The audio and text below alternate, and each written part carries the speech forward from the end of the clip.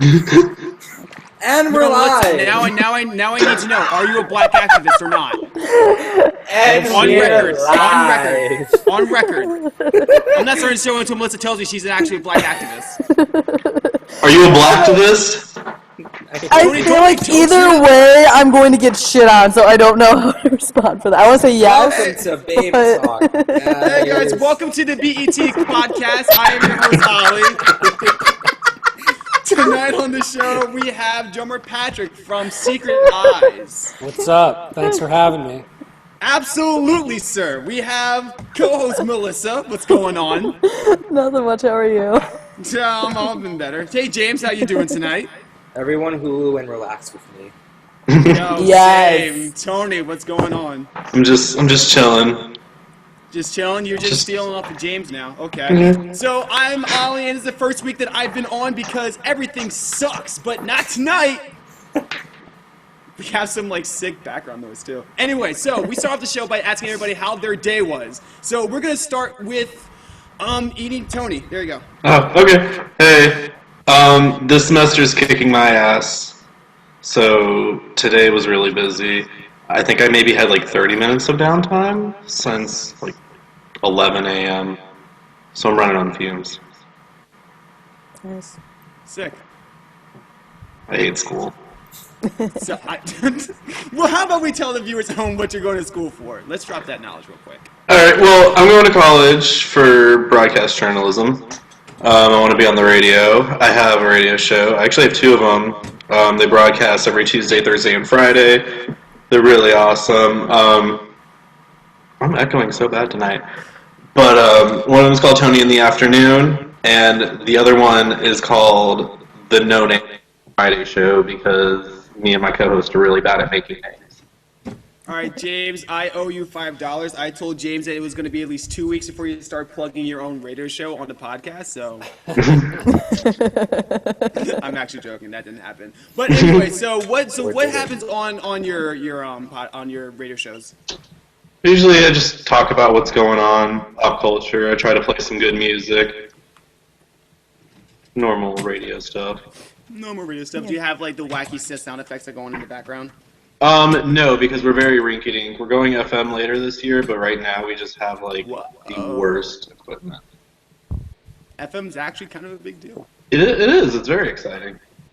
Well, There actually no other college in Mobile has their own radio station on FM. Well, that's probably because I stopped myself. It's radio. We're all really bad.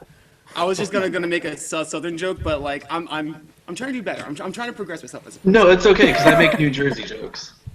Yeah, but Jersey is. Hey, James. Why can't you pump your own gas?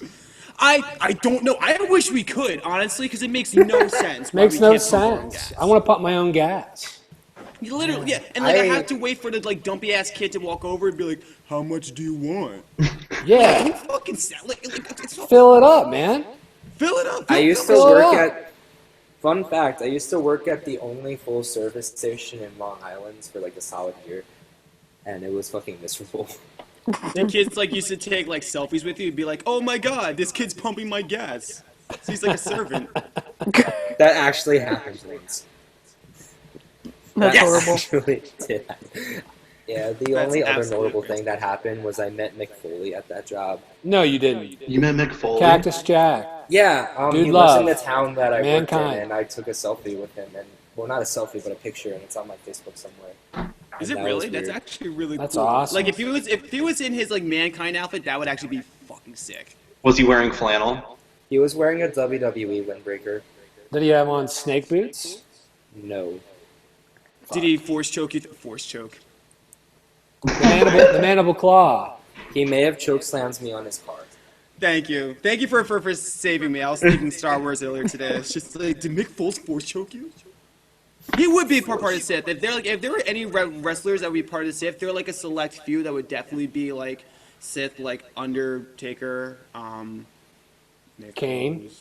Kane would actually definitely be. And then we have on the Jedi side, John Cena, of course. Right. Yeah. You're talking about good guys and bad guys in wrestling? Pretty basically. Okay. All right. It always comes back to wrestling somehow.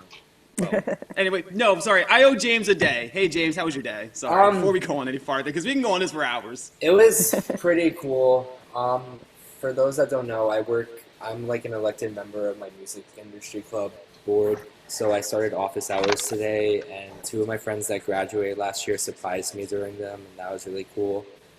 And I'm also made the decision to drop a class for the first time, just to free up my schedule, because on Tuesdays and Thursdays I have 4 75-minute classes back to back to back to back. That's rough. From like 10 to 4. So Yeah, I'm that's going to horrible. drop one of the ones I don't need for my major. Yeah, know yourself. Like it's better to Yeah. like, to line up a load zone sometimes.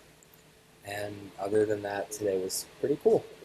Nice. Just getting back So used the- to the college life. College life, yeah. The music club though, I actually did not know that you were a part of this. Yeah, it's basically just like Babetalk, but with the school, and it requires contracts for bands that I have to interview. It's run If through only we were WordPress too. that professional. It runs through WordPress too. That's the funny thing. And Oh like, my god, that's fantastic. so like, everyone calls me Boss Man because of my last name, and it got to the point where the person that used to be the press manager, when she created my account, made my login username Boss Man. So, other than that, Now, I would call you boss man, but I'm 99% sure I would be taking my people back some years if I were to. no. So I'm not sure if I'm gonna start calling you boss man. It's down. Hey James, It's what's all my Tumblr downhill. URL? I'm not saying it. Fuck you. For those at home, I try and get James to say the N-word about like every week, and my URL is what is it, James? No, you don't have to. No, you have to. Pop up, nigga. Melissa, what's going on? Nothing much. This is my first year not going to school, so I'm Okay. kind of in like this slump right now because I'm just working consistently. There's no wave of quarters or tri-quarters, not tri-quarters, but like trimesters. Yeah. So I'm a little Pregnancy. tired. Yeah, exactly. Stop. I was gonna say, you know what? I was like, I've been meaning to Melissa for like far too long, so I was just gonna give her like a bone there. Tony just ripped it away from you. Well, you could give her a bone, and then she'd be pregnant, and then she could keep track of time. So hey. No. Hey, and Even that's then, I still Babetalk, couldn't get everybody. checked. Enjoy your night. I'm the one that gets shit on. Apparently came one too. Oh my No. gosh. Patrick, how was your Kinky, day? kinky.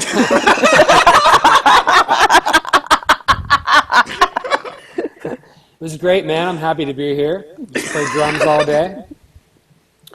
Working on some new material already. Oh, Yeah. damn. Right after the album release.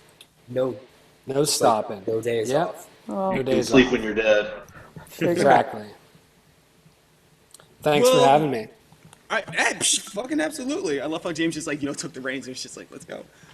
So besides working on the music today, what else did you do today? I went to the gym. You look Lifted swole. What's that? You look You swole. look swole. Yeah, a little bit. Yeah, got a little. Is this your swole first on. day? First day in gym ever. Yeah. First day lifting weights. Good progress. Played drums a lot. Took a nap. Just had a nice day off.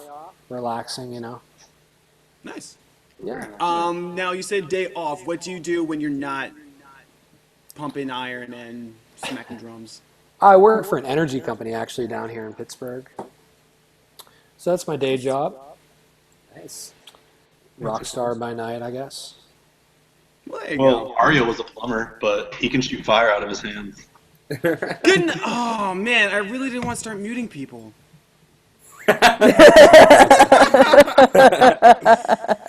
I do a lot of magic tricks too, like really good at sawing people in half, stuff like that. Oh shit. Okay. Yeah, making like birds appear out of hats and shit like that. Are you like Joe Bluth? I'm kind of like Chris Angel, but not as cool. You just want to like go in a bubble and stay underwater for 7 days. Yeah. I can do that. Playing breakdowns underwater for 7 days. Yes, playing breakdowns underwater and then just like levitate just like up until it's just like. I I've done that. Because that's normal. Nice. Totally normal. Totally normal. Now, to press on with the... I worked an air show today, in case anyone wants to know. Yeah, cool. Thanks. How was your day, Ollie? Yeah, Yeah. no, whatever. No, whatever. I don't give a shit. I worked an air show, and my feet are swollen, and I have blisters all over them. So that's my day. So it was a bad day? That's not even a bad day. See, that's a funny thing. Oh. Ooh. Get that Welcome work. to my life. I mean, Modern Baseball did drop a new song, so it's kind of gotten better. Nice. Did anyone check that shit out? No. All right, well, you know, you're all kicked off. I don't even know why I had you guys here. So before we started the show,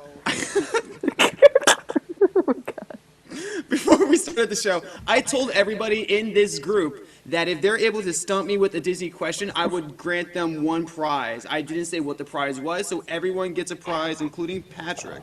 So I don't know if you guys took that seriously, but like I love a challenge because like it is day 2 on Quiz Up, which means that the scoreboards are taking off, and I am currently number 3 in New Jersey. So I'm ready for a challenge, and then we're gonna just start talking about Disney. James, I hear you clacking to try and stump me. All right. So my question for you is, who voiced Sebastian in The Little Mermaid? Come on, really? You're gonna go into like characters and stuff? No, you gotta ask about, like, plot. Yeah, you gotta go like Disney canon, not like breaking the fourth. Who voiced? I quit. Oh, I got no boss man, no mo. Okay. How many sisters did Ariel have? Ariel had 7. I don't know the answer to that, but I'm Wow. looking up. All right, well, I guess this is just a screen failure. But I did want to talk about Disney because I love Disney. She has 6 sisters. Ah, damn it. Oh! Damn! Damn, Tony gets a prize. I'm actually writing this down. Tony gets 1 prize. No, it's just going to be like a Jack in the Box, but when you get it, it's a middle finger that says "Go fuck yourself." Yeah. Oh my gosh, they probably make those. Why'd you have to spoil the surprise, James? You really had to spoil the surprise. Am I going to get muted for that? No, I'm just gonna kick you off now. Melissa, do you got anything? Yeah. What is the name of Max Goof's arch rival in the second Goofy movie? I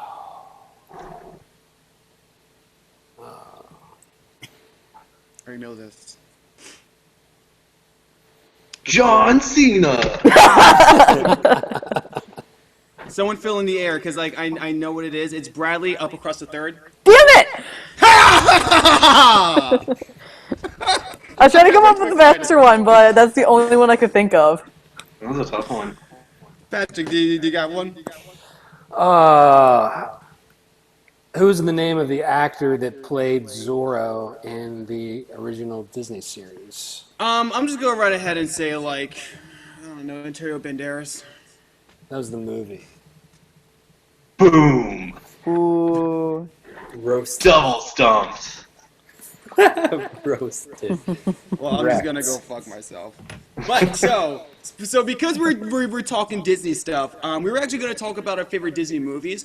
2 weeks ago, we did have it lined up as to why I hate Disney, but this is while the D23 convention was going on, and I've learned to calm down. I'm no longer mad anymore. But so we're just gonna casually talk about Disney, and if not Disney, our favorite movies, because I do know that Patrick is a little bit of a television file, so. Because movies and television are the same. It's on film and it's on a TV screen. Things and stuff. I mean, this is like a casual talk. So drop your Disney movies. Lion King, boom, drop. Talk Whoa! about Did it. you know that they're actually going to be making a television series based off The Lion King? That's a terrible idea. Yeah, I don't know how I feel Didn't about they that. already have like a TV series about that? Timon and Pumbaa. Yeah. Timon Yes, and that Pumbaa, was so good, Timon though. and Pumbaa. Yeah. Yeah, like, that was cool. I actually have some hope for this. Yeah. I think we're just seeing it and we're going, no, Disney's gonna shit on it. TV sucks. But Timon and Pumbaa was dope. Aladdin was dope. Aladdin's Aladdin was great. dope. The Buzz Lightyear TV series was dope. Oh I my liked the God, Little Buzz Mermaid Lightyear, one. what was it? Star Commander? Yeah. Yeah. That video game I was still also have the very game. sick too. The Lion Oh King? yeah, yep. For Not Sega the Lion Genesis? King. That game was so No, hard. Oh, the Stampede? You remember The the Stampede? Stampede Wait, level? are you talking about Sega? Never mind, not Sega Genesis. I'm thinking Super Well, Nintendo. same thing. Oh. Lion King, Yeah. the Stampede level, couldn't get past it. Yeah. Couldn't beat it. No. Well, that was at a time in which video games were like meant to be hard because like you had to keep attention. But like for Right. whatever reason, all the Disney games that used to come out during that time were actually very on point. Oh yeah. I had I the still CD have ROM. the. See, I'm a little younger than these old folks here, sadly. So I have like James is lighting- 18. Yes. He's legal, so hit him up. We're staying away from Yeah. that. You can't even be heard. But I have the Buzz Lightyear TV show game for the Game Boy Color. Never heard of it. Yeah. It was, I mean, like it was a pretty good series. 'Cause I remember having it on the PlayStation 1, and it was like pretty fucking decent. Nice. I also have the Toy Story game for the N64. If anyone fucked with that. Ooh. That's what I was I good. fucked with Toy Story 2 because Toy Story 2, that game was also very sick. I heard that it was super hard. Yeah. A Bug's Life? Anyone remember the Bug's Life game? I didn't play a lot of movie video games, but I definitely saw Bugs Live. I'm glad you saw Bug's Life. What's your favorite Disney movie? What's my favorite Disney movie? Probably Hercules. Solid. Oh, okay. Solid. Hercules, I think, has the best soundtrack out of every Disney movie. No, Lion King soundtrack. Really? Lion King soundtrack. I mean, it's a tough one to argue, but Elton John? Come on. Now, see, I'm yeah. personally a fan of the Tarzan soundtrack. Yes. gonna say Phil Collins? Phil Yes, Collins? yes. Yeah. I That's, just, that's number 2.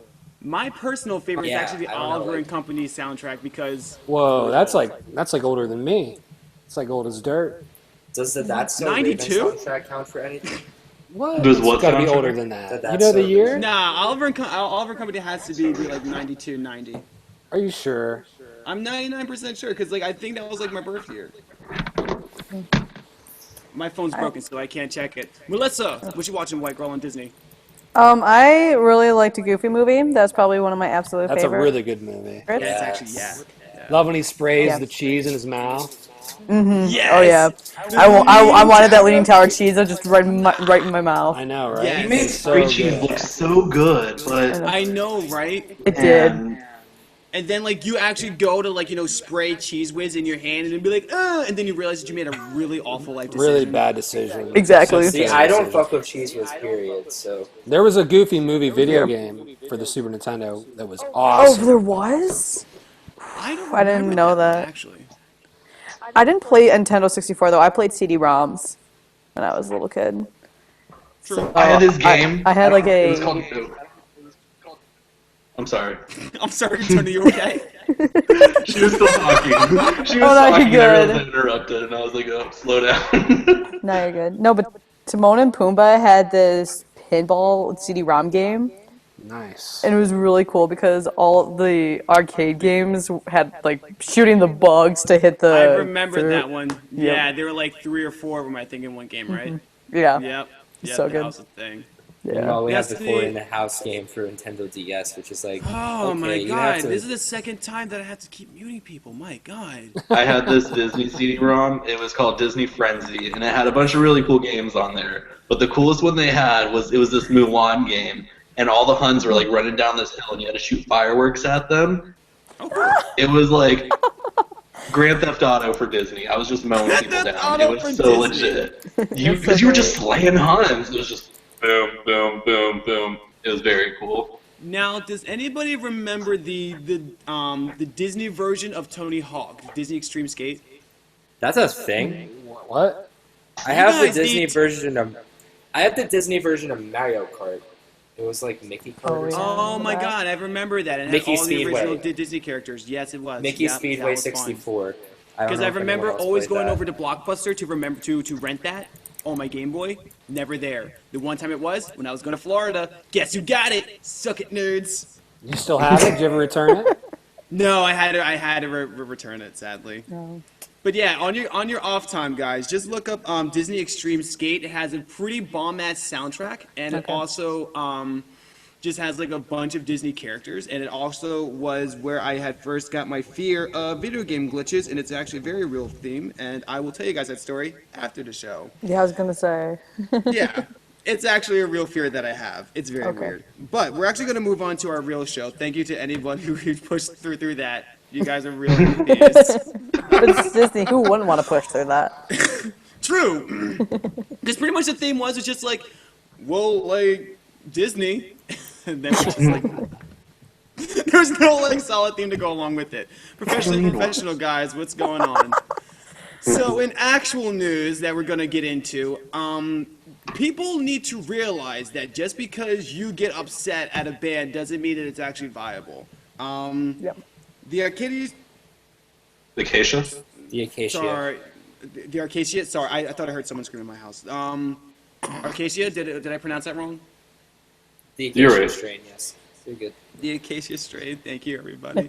Recently had announced that they were going to go on tour. That's awesome. However, they were going to go into certain states, or they were going to go into certain cities, and some kid got really upset and was like, "Oh, you're not going to the city, so fuck you." What, quote for quote, didn't even book a Northern NY venue on your tour. Fuck you guys. In a private message. Which they did. Which they did, and then the band had returned and said, "Fuck us. We're playing upstate concerts. We're playing upstate concert hall in Clinton Park. We play where we get booked. We drive anywhere from 4 to 12 hours every night to go city to city so we can play shows. Maybe you and some friends can hop in a car and take a very short road trip down to catch a show." That's what people used to do instead of crying on the internet about bands not playing the 5-mile radius around their house. I mean, Valid. like, that valid. Totally Yeah, I agree. mean, like, Totally I agree. want to ask the group, like, oh, what do you guys think of the band? But no, I think it's pretty, like, synonymous that, like, no, fuck the kids. Like, I'm trying to think of counter arguments, but there are none. Like, it boils down. They booked a show in the area he was talking about, so he lost from the get-go. True. No, and I mean, like, Patrick, you are a part of a touring band, so like you know the struggle of having to travel from city to city and trying to like you know find a balance of trying to get all of your demographic together within a certain state. I mean, It's like, hard. And sometimes it doesn't work out, you know? Sometimes it just, you have to skip over someplace just because a venue is booked or, you know, you don't have enough drive time from the last show. It's, you know, a lot more goes into it. The band doesn't just get to go, oh, I want to play here and here and here and here and here. I mean, it just doesn't work out, you know? Most I of mean, the like, time, we it's were not there- even the band that sets it up. It's their No, booking it's, agent. it's, right. And I feel like that's what a lot of people don't know. A lot of people, they hear band, they're like, oh, I wish this band would play near me, and then they see that they're not, and they're like, oh, well, this band sucks. But they don't understand that bands don't control it. They don't make a lot of money. They, you know, they're on the road all the time. They're hungry. They're tired. They're in a cramped van.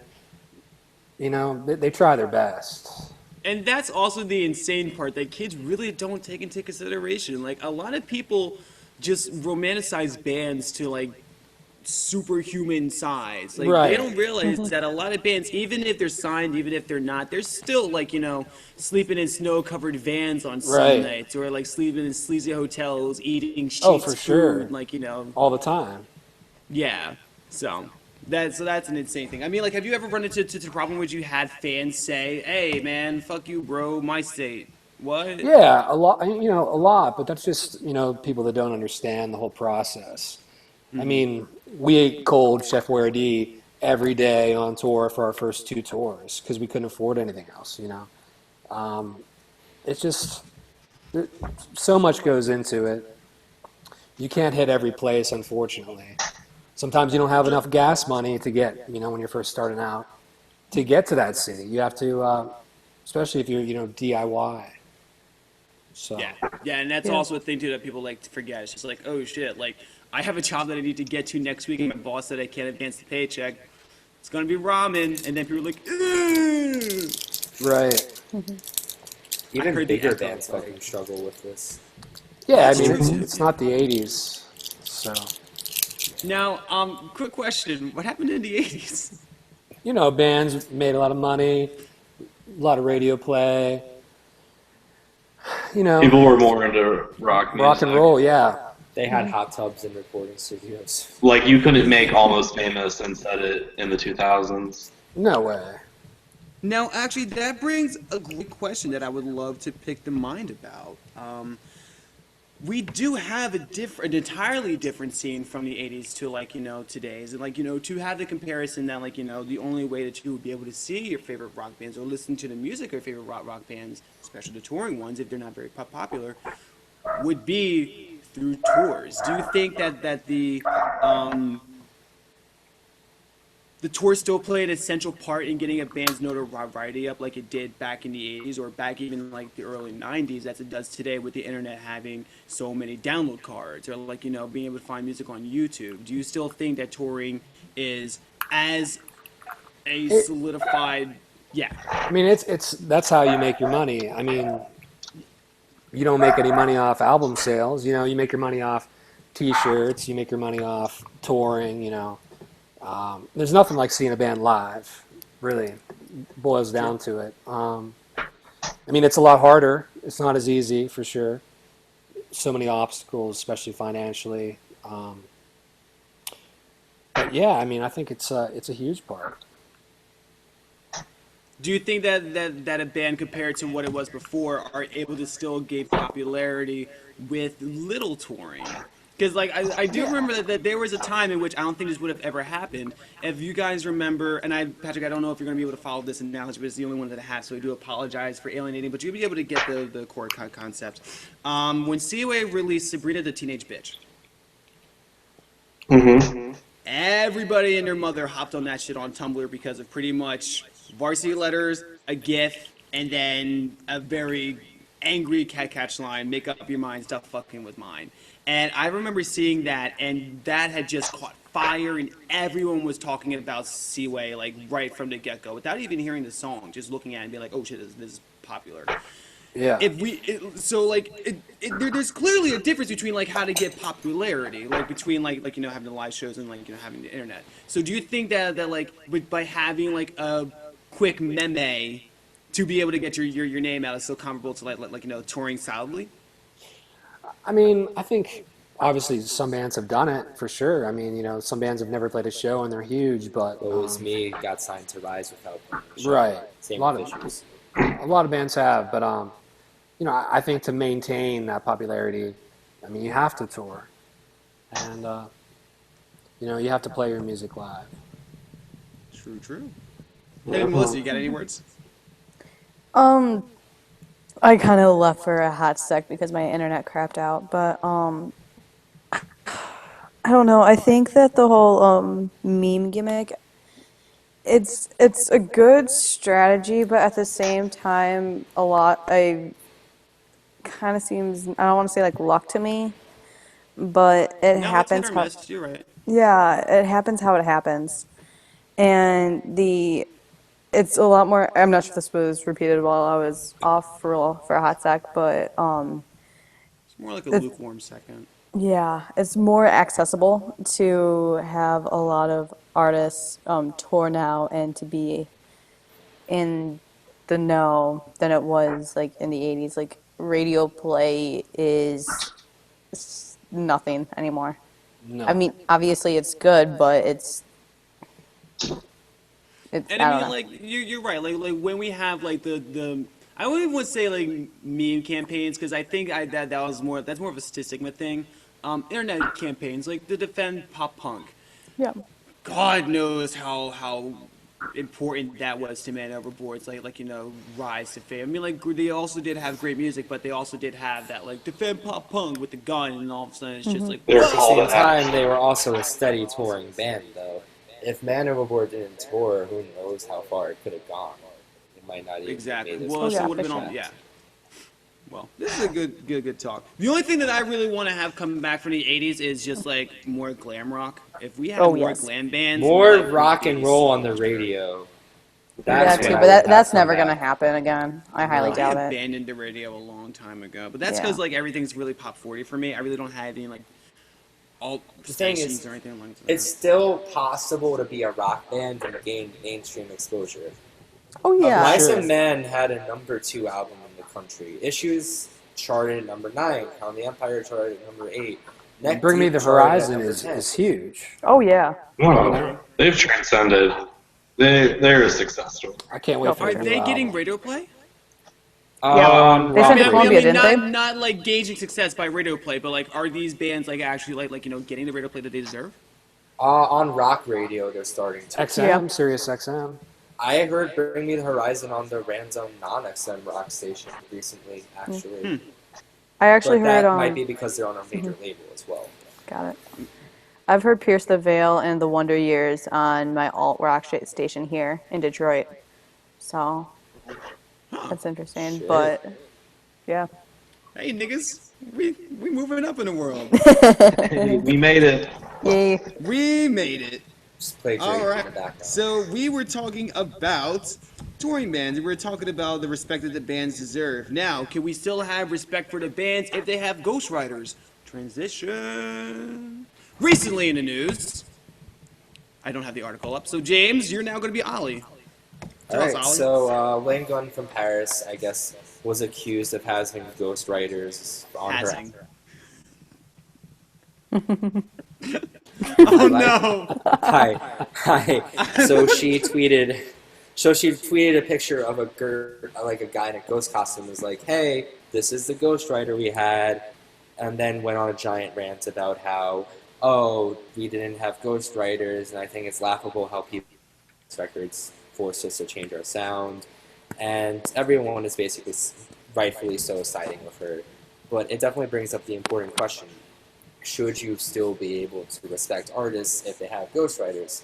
In my personal opinion, yeah, that's fine. Drake uses ghostwriters, and he writes some of my favorite music out there. And, like, it's always good to have an extra hand. Personally, my main thing would be to credit the person. Yeah. But I think credited co-writers are completely fine, at least in my eyes. I think it depends on what caliber you're at, because like, I don't know, if you tried to tell me that someone just wrote St. Patrick's Day and they didn't have a ghostwriter, I wouldn't believe you because that song is so fucking good. But if like your thing is your DIY and you're like, oh, I made myself, like if Max Bemis had a ghostwriter, I would be very like, you're such a phony. But I think other bands, they can have it because they don't try to be something they're not. I think Like it's if more Escape the Fate acceptable had one, I'd be like, okay, that's fine. It's I accept definitely that. more acceptable in the metalcore, post-hardcore genres because it's not a genre. I mean, it can be, but it's not as based in DIY ethics. And honestly, just writing with multiple people is always a good thing. Yeah. Like, you don't know what another person can bring to the table creatively. Well, I mean, like again, with a lot of different music, I mean, there comes like a lot of different styles. Like, what was it like the members of Major League, and I'm not gonna drop names because like I totally forget, but Nick didn't really write any of the lyrics to any of the songs. And when we look to a pop punk band that are like singing lyrics, we expect them to like have the same heartfelt problems that they're actually singing about, when he's just pretty much reading words on a paper that he didn't In that write. case, though, it was someone in the band writing it. No, it was someone in the band, but if we're looking to a lead singer, we're expecting them to have those trials. So I really don't. Steve Klein wrote almost every song for Newfound Glory until his discharge, but Now he writes Swear music for Newfound Glory Chunko sucks. Captain. It's true. Oh my god, excuse me. God damn. But Please come on the show, Newfound Glory. Now, Patrick, Ghostwriters. Yeah. I mean, Secret Eyes, we wouldn't do it, but I mean, If all You your know, friends we've were doing worked it, though, with- would you do it?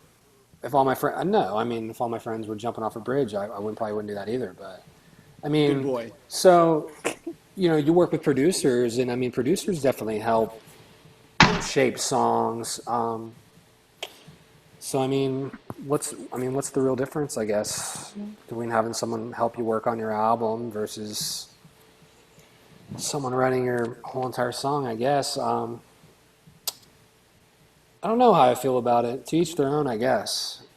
And I mean, it is like you tricky. said, It is Drake, tricky. I mean, it doesn't take away from, some people especially, they're performers. That doesn't take away from how they perform. I don't know. I don't. We've never done it. I don't see us doing it, but I'm not gonna judge people that do. And and I think like this is where there's actually a very gray area when it comes to ghost writing.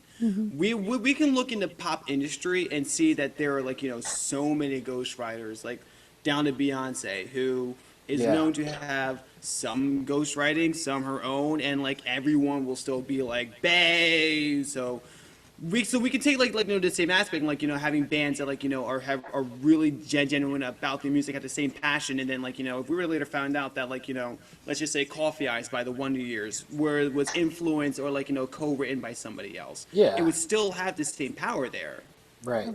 right? Like, it's still a good song. Yeah. It doesn't lose I value. could see where a hardcore fan would be disappointed if they found out that it wasn't their lead singer, their idol, that wrote that. But I think that brings kind of a different issue, though, if you are, I don't know, looking at it as in your idol is not making the music, and right, you're being like, oh my gosh, I totally can't look at this person the same way. That's a completely different issue. I don't think that's to do with ghostwriting. I think that has to kind of border the lines of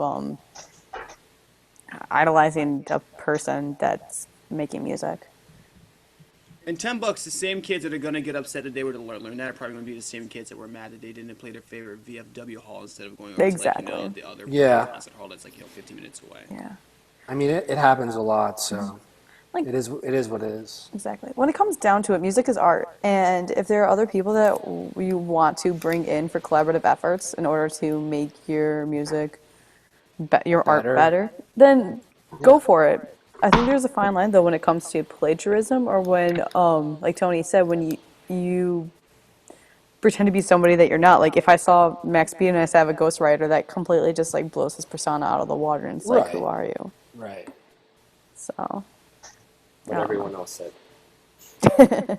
Same. Hashtag same. Hey guys. Same. Good talk. I like these talks. I like these talks. So we've been getting into some pretty hardcore shit. Let's break. All right. So we were talking about kids making road trips to go see shows. I personally remember, and I'm going to kick this off, and this will be the new subject that we're going to talk about, driving over to Penn State to see brand new play for free. I paid $100 for a rental car, drove out 3 hours, saw a brand new play, my heart putted, and then I just basically had gone home. So it was a gas trip I took by myself, and I went home by myself, and I had a pretty decent time. So that was a band that didn't play locally near me that I went to go see and had a great time. Let's break it open to the rest of the crowd. What the hell did you guys do for a very long period of time to see a good band of Yelps? Who's starting this? You do. Anyone can. All right, Anyone can so get his hands. I have two stories. The first time I ever road tripped for a concert was when I was still in my butt rock phase. I went to see Hailstorm in 2012. Did you in say Jersey. phase? My butt rock phase, yeah. Like how some people have a scene kid phase, I had a butt rock phase. Butt rock. What? Can you define butt rock for me? Because this is I'm the not first sure time. if I wanted Nickelback, to. Breaking Benjamin, Cedar, Hailstorm. Is that I'm 3 pretty Days sure that's Grace mall and Theory of the Man rat. too? That's mall rat core, like borderline ICP. No, that's like dad rock, butt rock. Oh, I love gym, Dad Rock. Gym rock. I love Dad Rock. Gym rock. Patrick is No, excited that's on not your gym playlist. rock. That is not gym rock. I consider it bar rock. It's, Am I frozen? Am I good? Hi. So the first time I ever road tripped. Bye, this James. was- Find out next episode. Find out next week on Babetalk. so we can go to the Wellmont Theater. And after the show, I made my dad. I waited 2 hours outside to meet Hailstorm with my friend Charlie, and my dad was fucking livid because he had to drive us home at 2 in the morning in the middle of a fucking blizzard, and he just ranted at me for a half hour about how I had the audacity to wait outside in Jersey to meet a band. In Jersey. So, how long have you and Charlie not been friends for? We go way back. We've been friends for 4 or 5 years now. Oh, so he is still your friend after this. Yeah, no, no, we're still homies. If you're watching this, I love you. Um, but we both had an amazing time, and it was like my second show ever, I think, second or third show ever. Oh, And this was like nice. during my transition period, like my my last interaction with dad rock before I like went and became a pop punk metalcore kid. Your I think your I your had them in my dad broke you of dad Ah, rock. Dad That's rock. funny. yeah, basically. I Amazing. had an Advice and Men song on my phone at the time, I think. So Oh like dear the God. transition was like beginning. Man, you're But gonna have to I get Yeah. that tattooed. but it was that show that like kind of made me want to go to more shows and do this for my life. And I'm now Okay. approaching 100 shows. My 100th show is going to be this week actually. With who? Echo Sonic. Oh, 666. And the other story I have, funnily enough, is in New Jersey. Was this year at Skate and Surf. I dropped like $200 for Skate and Surf tickets, and Yeah. I was supposed to stay with Find out go next. out. So I Yeah. Wait, James, who are you supposed to out stay during. with? Am I here? Yeah, yeah. And that friend ended up passing out during the Wait, Claire? another friend to let me crash on their floor. But that person couldn't house me for both nights, so I had to like Man, James, Find this out is looking next nice week. for you with your internet. Melissa, we can't make that joke 3 times in a row. Too You, bad. God, you tacky slut. Whoa. too long didn't read. I went to Skate and Surf, and it was really hard finding floors to sleep on. Cool story, bro. That was Melissa, what rough. was your? Hostile much, man. What was what? I went to Cincinnati for Warped Tour this past July, and that was like a 5 hour drive, and it was like the coolest drive ever. I am fortunate enough where I live in a city that I don't really have to travel a lot to go out a show to go like go see shows. Okay. So that was really it was a really cool experience. 5 hours, and I think I'm gonna go to the west side of the state to see Taking Back Sunday in a couple weeks. That was sick. Yeah, so I'm excited for that. So, like, the longest you've gone for sure was like 3 hours. Well, besides the Cincinnati show, which was five, legit the longest has been an hour. Because I live right outside of Detroit, like an hour from At least you're Detroit. fortunate to have bands nearby. Exactly, and I'm really So thankful that's for good. that. Yeah. Now, Patrick. Yeah. So just over the 4th of July weekend, I drove 7 hours to Chicago to see U2, and that was the best concert I ever saw, actually. Worth it. Where'd Wow. you see him?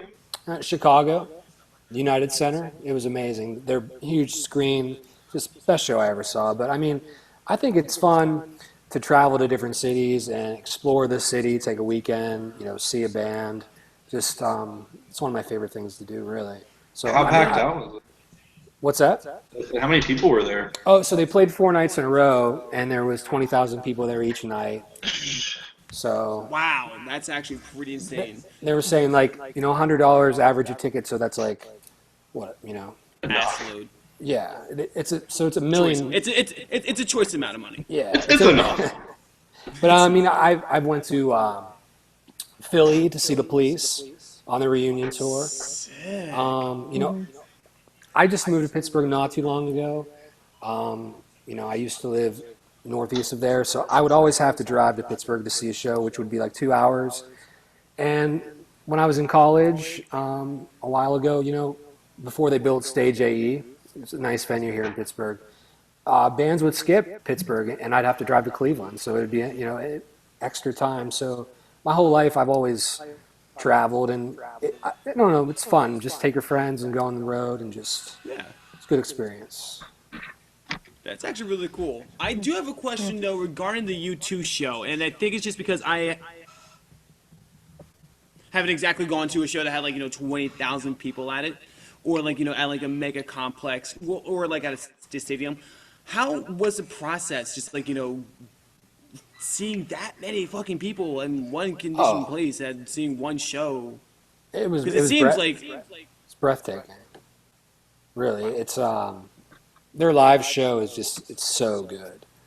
I was 15th row, so I mean it was a good seat. Wow. Really Was good it seated or was it JA? seat. Seated in. There was some up front, a little bit of general admission, Okay. but Those tickets were probably like $500 for general admission, though.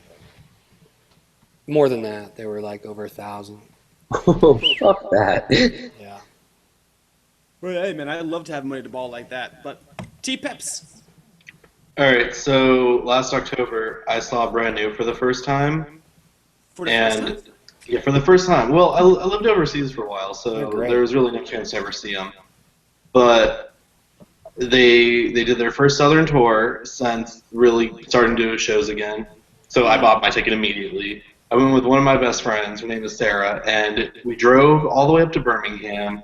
We were in the car pretty much all day. We had to do like this weird like sea through Mississippi, and we got there. We missed the opener. It was Foxing. Yeah, I missed Foxing. Yeah, So much right. sex. So much sex. But Cymbals e-guitar played afterwards, and they're always phenomenal. But Brand New came on, and it was like the moment I've been waiting for years, and it was, oh baby, oh baby, oh baby. If you haven't seen Brand New live, you should go see them live, because even if you don't like their stuff, they're very good performers. They put on a show. But afterwards, we drove back. I had school the next day. Sarah had school the next day. We lived hours away, and we're driving back. And we drop off her friends that we had to pick up in Starkville, Mississippi, in the middle of bumfuck nowhere. And we're driving back, and she goes, "Oh, hey, my low fuel light came on. I'm looking for a gas station, but I haven't seen one in a minute. So let's hope one shows up." A couple did, but they were all closed. And we only had cash. Like we had cards, but we had nothing on our cards, so we were stuck with cash. We broke down in the middle of the interstate at 3 in the morning in the middle of October. We didn't know what to do. We had to push this car into the median so we didn't get killed by semis. We got out the car, tried to flag down other cars, and then no other cars were showing up. And we could hear like coyotes and shit in the woods. It was the most terrifying shit ever. To make it worse, her phone was dead. She didn't have a charger. My phone was at 3%, and I had a charger, but her car was just so fucked up and so dead that it wouldn't even hold a charge. We got lucky enough to call 911 and have them send a dispatch. But if they had to call us and say, "Hey, we're having trouble finding you. Can you give us a more accurate location?" we wouldn't have been able to, because my phone was dead, her phone was dead. I thought I was going to die that night. The coyotes would have picked up your phone and be like, I'm sorry, false alarm, there are no people over here anymore. Yeah, right. That also sounds like a pop punk song, like wrapped up into one. Mm-hmm. It was very terrifying. In October, went to go see Brand New. The car broke down, but you were near. Don't be afraid, my dear.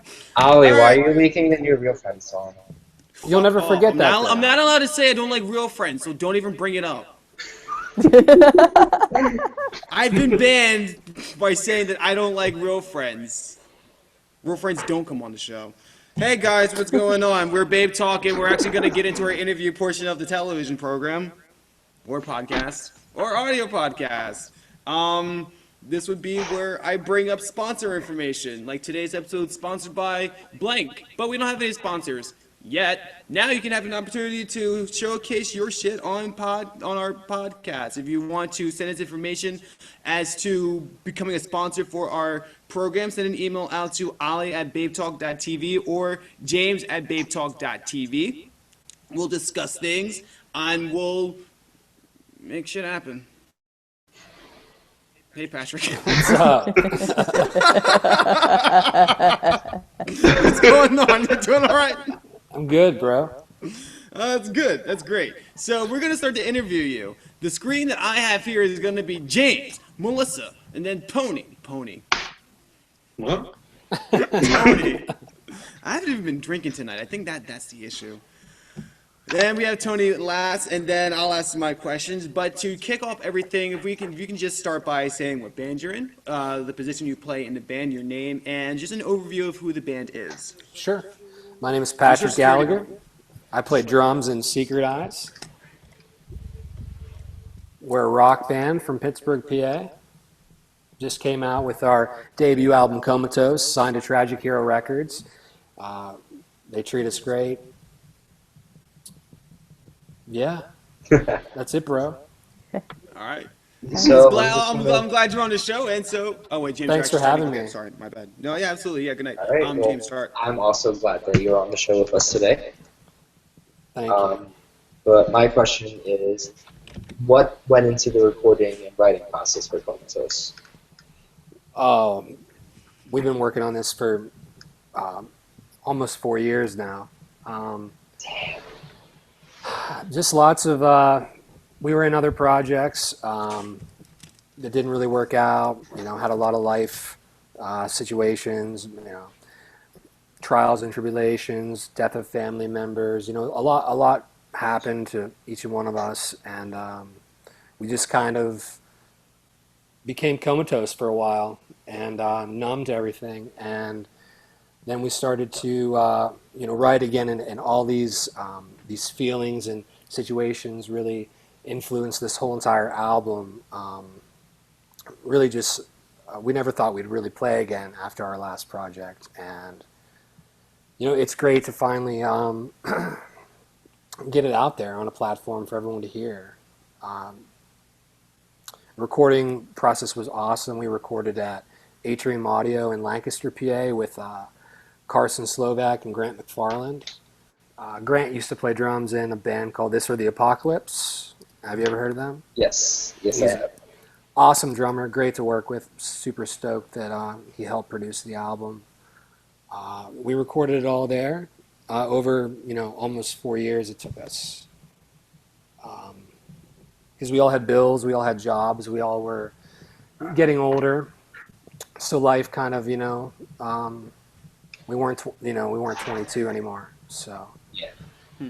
life took over, and but here we are, and we made our album, and it's out, and we're really happy that Tragic Hero has picked us up.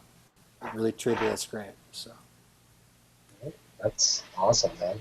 It's just like surreal to see that it took that long, and now it's like finally out and available for everyone to hear. really happy, really stoked. So Melissa's not here, so I'm gonna jump cut. Is that cool? Okay, cool. Glad we're on the same great. page. All right. So you're talking about your first album, and it is your first album, but it opens and you guys have Johnny Craig, and then Yeah. it closes and you guys got Craig Mabbitt. Yeah. What is that like being a band that's starting to take off and you're already making big moves like that? I mean, it's cool. It's pretty exciting. We met Craig Mabbitt when we were in our old band in 2008. We played the Taste of Chaos tour with Bullet for My Valentine. Craig was just jumped on the tour with Escape the Fate. So we've known him for a while.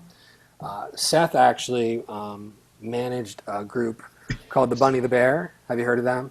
Yeah, yes, I have. He did that for several years, and he actually went on tour with them in the UK, and he got to even know Craig more there. So I mean, we've known Craig for a while. He's a great guy, and just wanted to be on one of our songs, and we were super stoked to have him.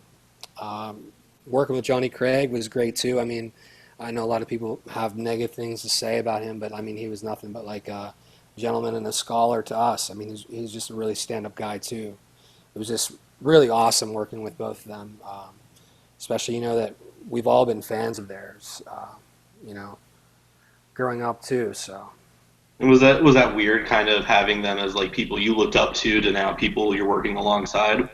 I mean, it was surreal. It was awesome. It was really a really fun time. And the song we did with Jag too. I mean, we all are big A Skylit Drive fans, and doing the song Our Love with him, that was also very awesome. All three great guys, great to work with. Really, really stoked about it. For sure.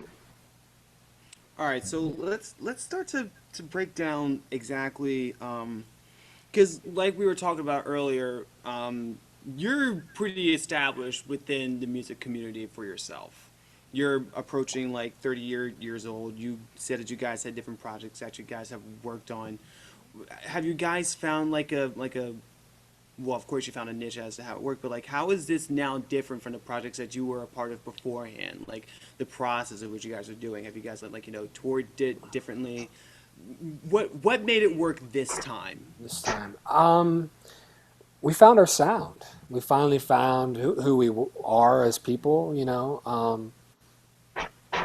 even ourselves, and as a band, we finally found our signature sound. You just, sometimes when people try to do different things, too much is going on. We had too many different sounds in our old stuff. It was all over the place, and it just finally clicked. Like, this is the way we want to go. We kind of did the mix of the heavy and the soft, the screaming and the singing. But we got rid of the screaming and got rid of the breakdowns and just kind of really just opened up and became ourselves. And it just flows. We just wrote the album. Now, can we take it back a little bit further as to what personal projects have you been a part of in the past to bring you up to this moment? Uh, Mainly, we had an old group called Hymns of Sunrise. We played in that band for almost 10 years, right out of high school. I had a project when I was in college called Trees. It was an indie rock band. I had another side metal band called Divider. Seth has done a lot of solo stuff on his own. Um, you did work with the Bunny the Bear. So we've all kind of just found Kind of done. ourselves and found the sound of our band. Our sound. And Sure. where and when did that sound come into play? James, I'm sorry. Oh no, I'm sorry. Like, when did we kind of realize that, yeah, this is what we're gonna do? Like when did What year or what? yes, like when did Probably Secret Eyes finally hone in and be like, 2012, I'd say. 2012. It's kind of like, boom, this is what we're gonna do. So Should we let Melissa ask a question since she just got back? she got one? Okay, awesome. Kind of want to know what was the process of getting signed to Tragic Hero?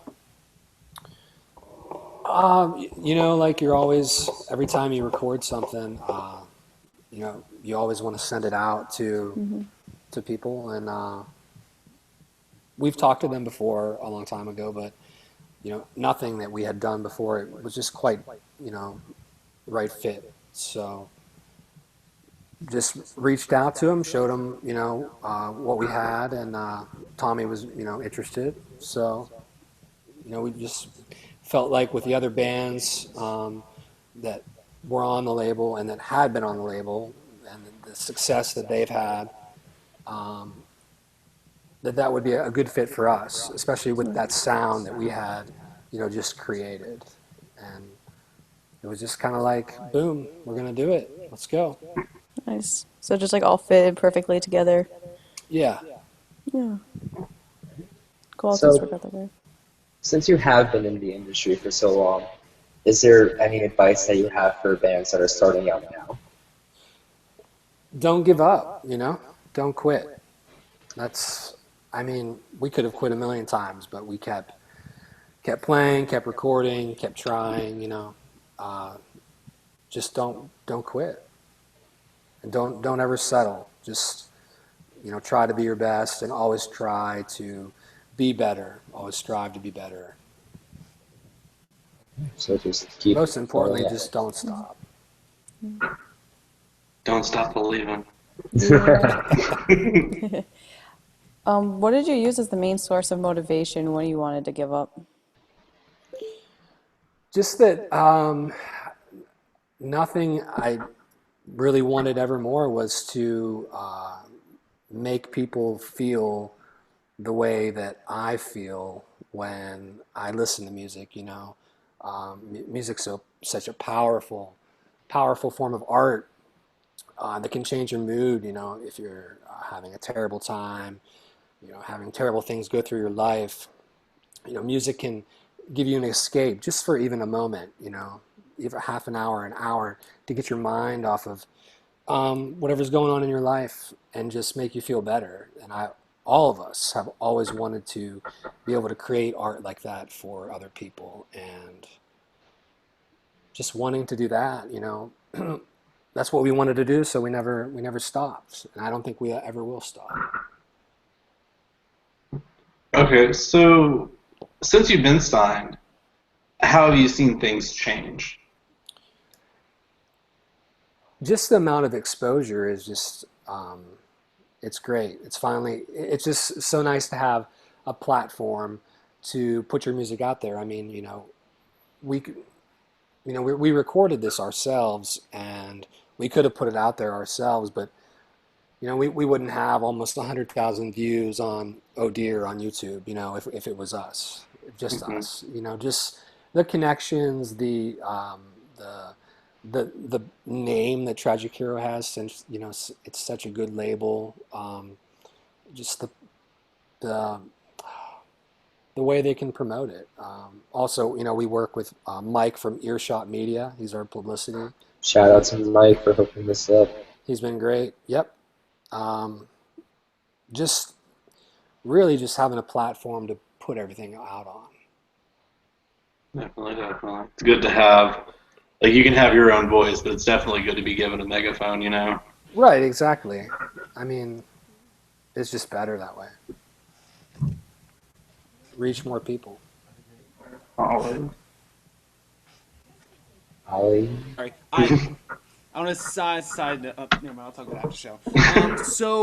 Um, what had sparked your wanting to get inside the music industry? Was there like any like concert that you had gone to? Was there something from your childhood that you realized, oh, I want to start making music? So when I was in the fourth grade, my mom told me that I had to do something, and uh, she really wanted me to play music. She wanted me to play the trumpet, and I tried it for like a month, and I hated it. It was the worst thing ever. My lips were sore, and there's some stupid spit valve, and it would get all over your pants. I hated it, but I saw the drums, and I really wanted to play. So I started in the fifth grade, then playing drums, and then I remember, I liked it, but so I heard about this band called the Smashing Pumpkins and their album called Nice. Gish, right? So I got all my friends said I have to get this album, it's so good. So I got a ride to the mall, and I went to this record store called The Wall, and I bought Gish by the Smashing Pumpkins, and Jimmy Chamberlain, the drummer, just blew my mind. Like I didn't know anybody could do snare rolls like that. Made me want to get a drum set like immediately. So I just spent all summer cutting grass all over town, saving money for my first drum set, and I just knew that I wanted to make a band. And after many failed attempts, finally hooked up with these guys right out of high school. So, and they had been, wanting to do the same thing. So, So they had like the same drive in which you possess, and then yeah, realized like these are the kids that I want to go yep. after. It's the same members ever since day one. Damn. Nice. Wow. That's That's dedication. actually yeah. That's impressive. It is, and the chemistry that all four of us have is, I mean, we don't even talk when we make songs, or we practice. We don't have to. We know what to do. We know we just feed off each other, and it's just it's something that you couldn't really find anywhere else.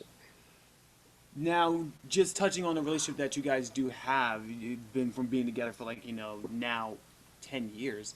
Has there been any rough patches from just normal I mean I hate Can't Stand My Brother, but We're a family, and yeah, I mean, people get in fights, and there's all kinds of stuff like that. But we all love each other. We're a family. We know that, and you fight with your family.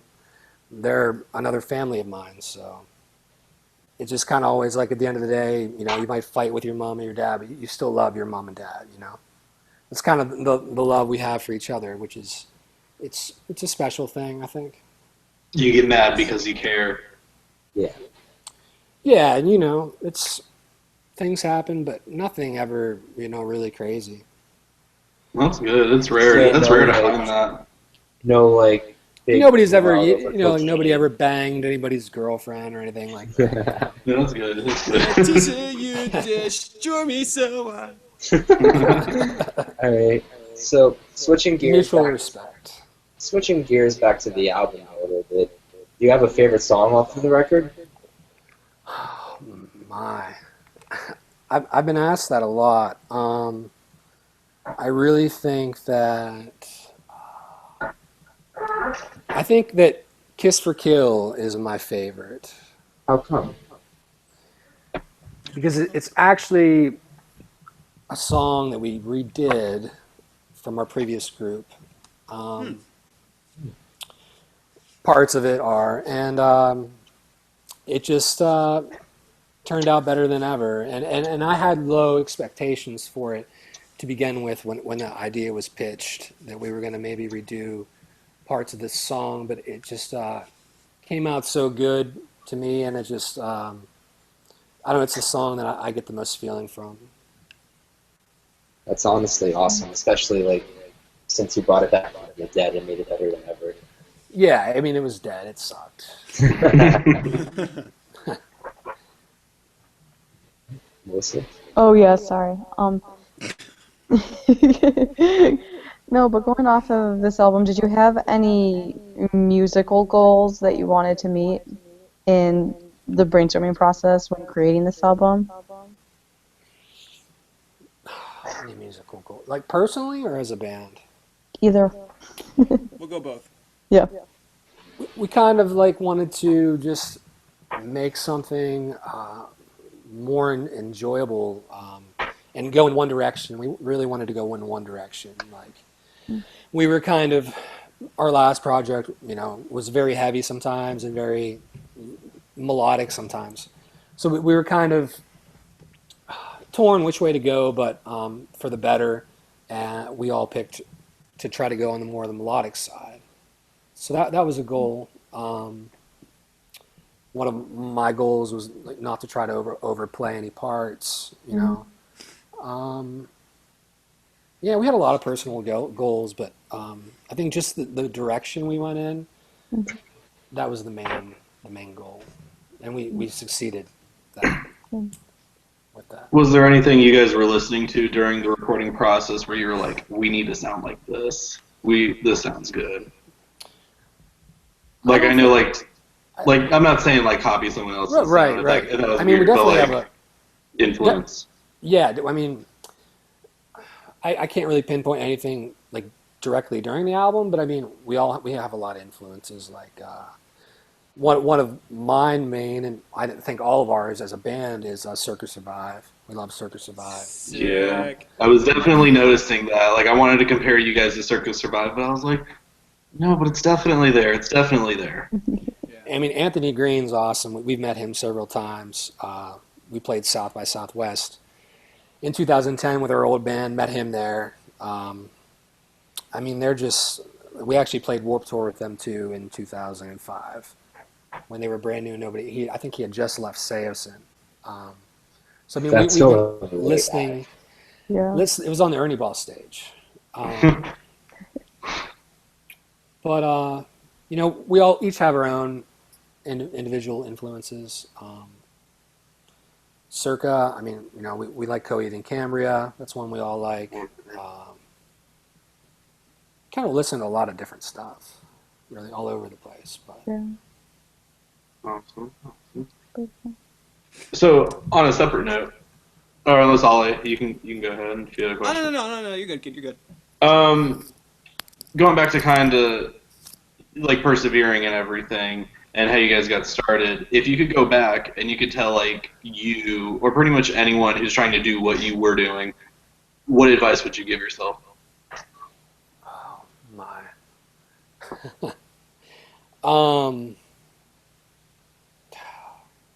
That's like the hardest question ever. Don't date that girl. What's something you wish someone would have told you about? Something that I wish somebody would have told me about. Really, like, just don't stop. Just keep going. Don't put off your whole life. You can focus on other things. It doesn't have to be just one thing, but just don't stop. Really, and just that's the main thing really that I can think of. Keep the ball rolling. Keep the ball rolling. Because it's obviously not easy at all. It's really hard. No, it's not. Especially when you're in a crowded van with 3 other dudes and you all haven't showered in days and you're eating cold ravioli and bread from Walmart, that's stale. So Do you get a discount if they sell it stale? I don't know. Maybe that's something I would have liked to known back then. Well, actually, you brought up my my question that I wanted to ask is touring life. How did you guys know when it was time to start touring and start to branch out? So like right after high school, we just started writing right away that summer. That's when we decided to be a band, and we wrote 12 songs, and we borrowed some money from Seth's brother, and we went to a studio in Lockport, New York, called Watchman Studios, where we did our first several albums. We recorded in 7 days. We did 12 songs, and then we booked a hometown show, and we had over 400 people come, and we just started playing locally, and then we got voted on the Ernie Ball stage for Warped Tour that year. So that was kind of like, we should probably start to tour. We should probably start play more shows. Yeah, so kind of that was the eye opener, and just the reception, that we had from our first album with the old project. So that also brings a thing. How were your guys' grassroots? Like how was your were you guys a DIY band to start off with? Yeah, I mean we did everything ourselves. We never nothing we've ever been in until now. Excuse me. Has been helped by anybody else except for us. True. So, like, how was the experience, especially in a genre that's not exactly looked upon as, like, a huge, compared to the punk rock scene or the rap scene, in which, there's always a show going on or within a certain genre. How was the scene for you guys in Pittsburgh?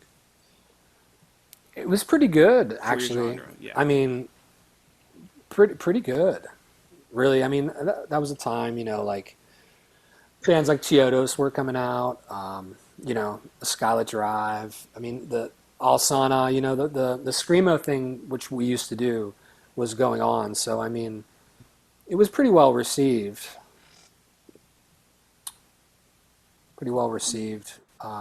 Okay. So, then we ended up playing Taste of Chaos 2008 also. We did a thing called Bodog Battle of the Bands. It was a really cheesy, reality TV show on Fuse for a while.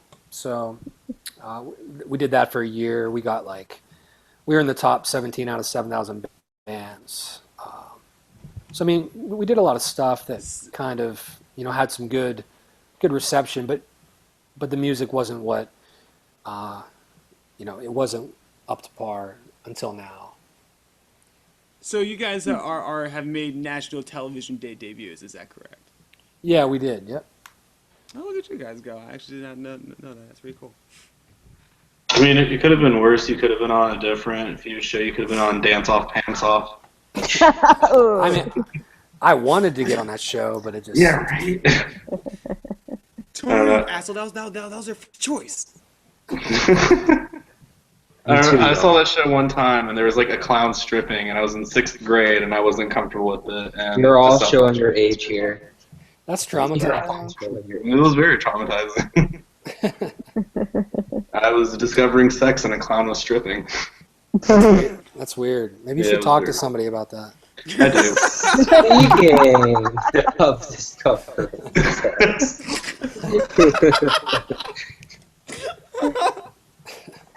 it, no one here is going to get this. No.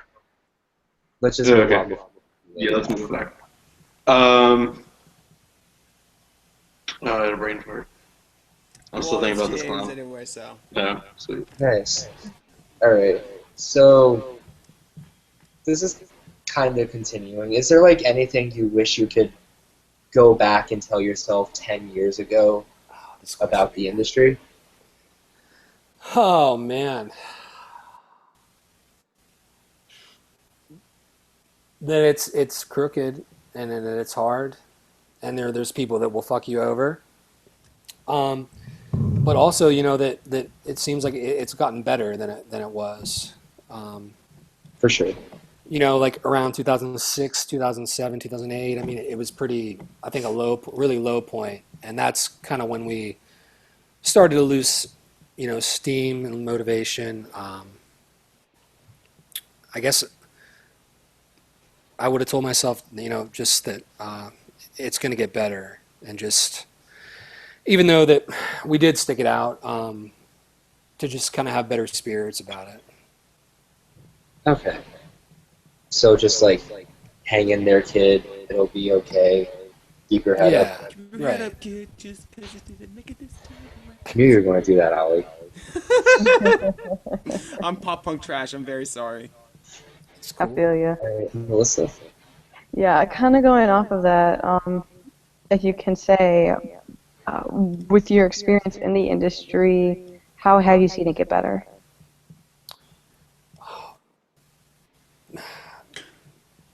Seems just like in 2008, there was no way you could really get signed to a label. I mean, labels were dropping bands left and right. Um, I just I feel like it's more fresh. There's better music. I feel like there's better support from labels. It's definitely not 100%, but I think it's turned around a lot since then for the better. We're Yeah. a long way from all-time low, dropping their major label. Right. Oh, yeah, I remember that. I had a follow-up question with that. You brain farted me at all-time low. Um, Well, actually, you know what? Let's start to ask Patrick about ships real quick, so that we can get into a song showcase. Sure. How was the video production? Because everyone here should be able to go over to Secret Eyes video for ships. It's going to be available on Tragic Hero Records. You can go onto YouTube, look that up, and then watch a video. But let's talk about the process actually for the video in itself. What was it like shooting a fucking video? Because that shit's cool. The ship's video was the coolest thing that I've ever done, actually. When Alan told us that he was building us a ship, I laughed in his face.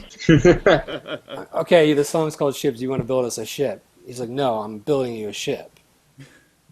And just being in that video, I mean, I felt like I was like Russell Crowe in Master and Commander.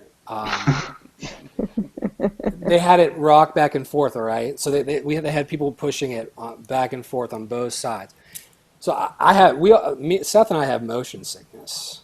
So we're trying to play. We're going back and forth, back and forth. But I just couldn't believe how well done the set was. All that wood grain that they painted that whole thing. I mean, none of that's wood. It's all they painted all that. But I mean, I just felt like I was on a ship in the middle of the ocean. At one point, actually, so I'm playing here, and Brian's off to my right, and he has this gigantic bass amp. It just falls on me when they're just crushes my shoulder. I fall off the drum set. Oh, it hurt so bad. So I had to play, the rest of the set with a bum shoulder. Ooh. But I mean, it was so much fun.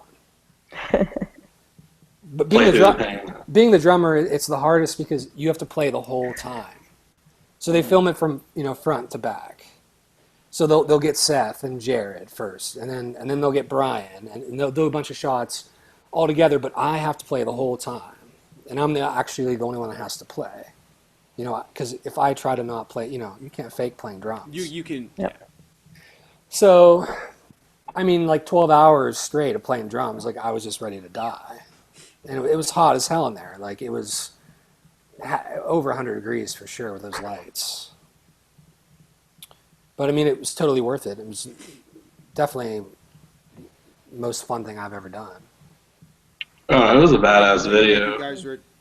The actors did great. Jake and Lou, I mean, they just, and Alan, and coming up with the concept.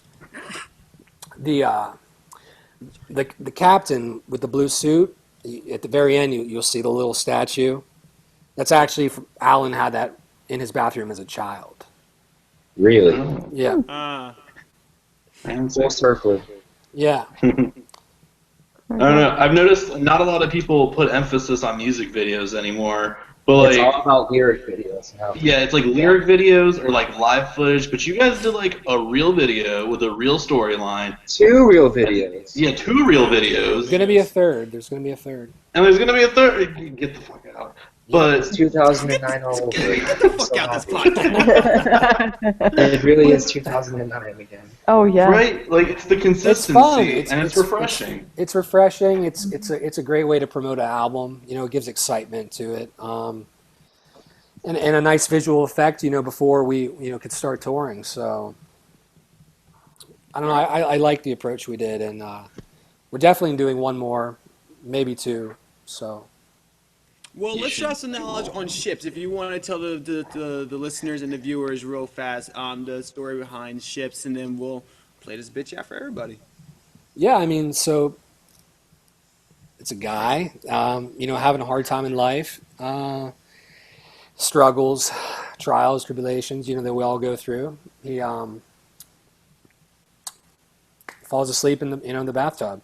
Whether it's on purpose or not, I really don't know. Kind of like one of those things, up for interpretation. But he dreams that he's on a ship and he's made to walk the plank. The underwater scenes. We're shot at a YMCA pool, believe it or not. That was pretty cool. That's pretty sick, actually. Yeah.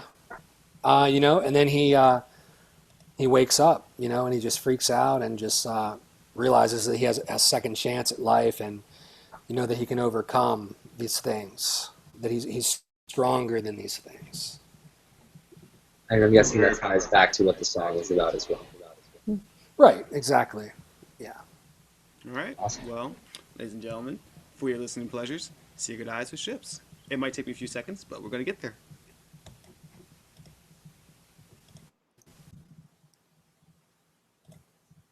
Very excited.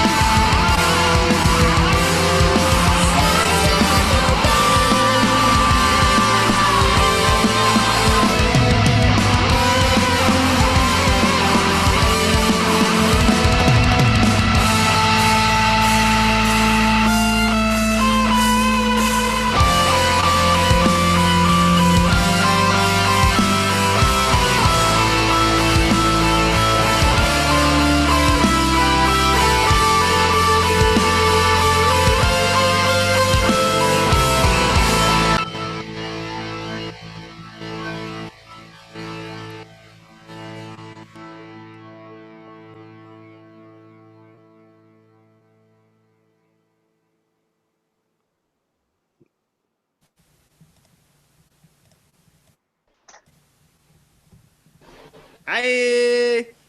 Hey. What's up? Wait. James, jump in. James, I can't hear anything. So, hi. All right. So I think Ollie died a little bit. Oh no. So, He can't hear us. I'm just going to finish this podcast up. Seriously, Patrick, thank you for coming on. Thank you for having me. It was my pleasure. I hear words. Am I too late? No, you still have time to ask him if he has anything else to say. Hey, Patrick, you got anything more to say? Any new news? Anything that you want to drop before we're gonna head off the air? If you haven't already picked up the album, please pick up the album. I would really appreciate it. What's that album called, kid? Comatose. And where can you find it? You can find it on iTunes. You can find it on Merch Now. You can find it on Amazon. And I just want to thank you for having me. It's been my pleasure. Oh, stop. Thank you for coming on and agreeing and being an awesome guest and playing some awesome music and having some awesome things to say as well. We've had... Ooh, I'm not allowed to talk shit on people. You were very good. You were a very great guest to have on. It's very refreshing seeing people in a different genre that we're not exactly used to seeing, still being about their community, still having the passion and still having the drive to want to become better people and not just like, band's tight, money's cool, So, That's the not whole like we purpose had of life, a guest right? on there. True. Yeah, fuck bitches gotta get money, So, anyway, just one final bit of information because I didn't know this and I'm pretty sure we all could appreciate some facet of it. Nick Collis is apparently now a Knockout Kid. Yeah, my And boy Knockout did. Kid signed to Bullet Tooth. It's so And fucking that's tight. okay. That is tight. Nick Collis is a bro of ours, so hey. Good job on you, kid.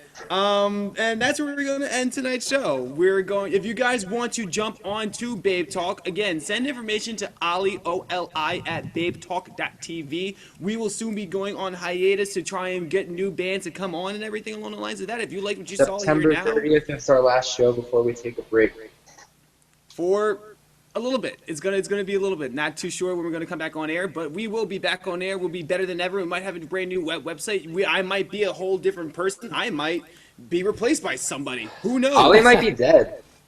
Who knows? No. I might be dead. Bury me in the trash if you find me dead. This is Babe Talk, everybody. Anyway, from me, Tony, Melissa, James. Everybody have a nice night. Again, Patrick, nice talking to you. And we will see Thank everybody, let's hope, next week. Good night. Yes. I